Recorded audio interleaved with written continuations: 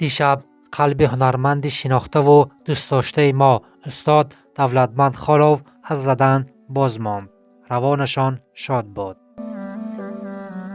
سیفی وزارت فرهنگ تاجیکستان در فیسبوک نوشت که طی چند مدت آخر در بستر بیماری بود.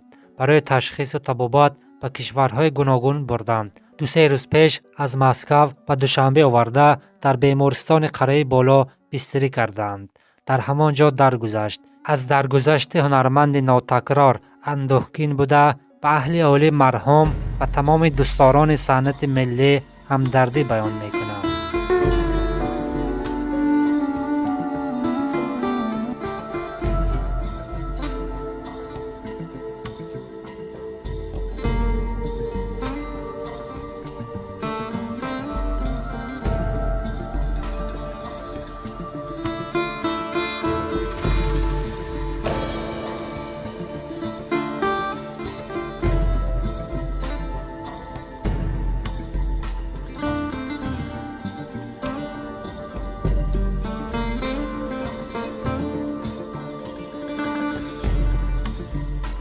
ای قومی به هجر رفته کجایی معشوق همین جاست بیایی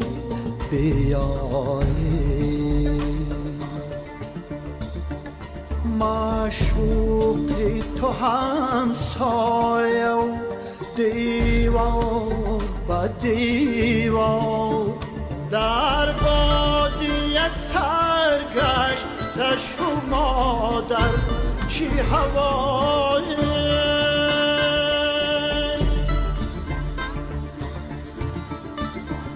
گر صورت به صورت معشوق بودینه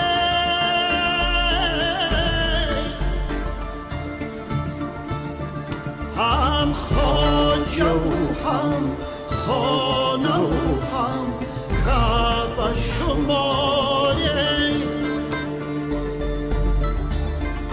هم خواجه و هم خانه و هم کعبه شمایه